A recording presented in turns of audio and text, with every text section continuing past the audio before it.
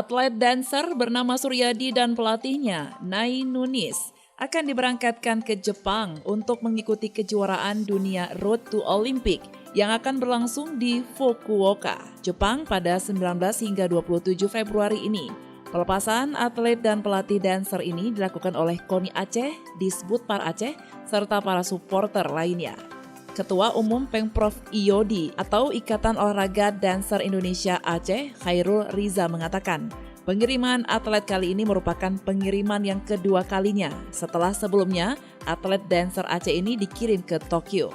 Khairul berharap atlet dancer Aceh ini dapat meraih hasil yang maksimal sehingga bisa mendapatkan tiket ke kegiatan serupa yang akan digelar di Paris pada tahun 2024 mendatang.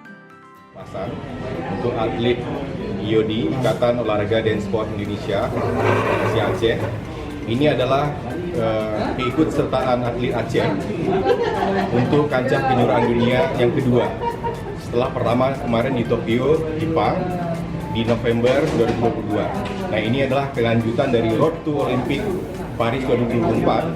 Untuk mendapat tiket ke Paris, maka kita akan lanjut ke Jepang kembali di kejuaraan dunia WDSF yang kedua ini.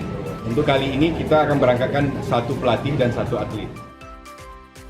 Dari Banda Aceh, Lala Nurmala melaporkan untuk Puca TV Aceh.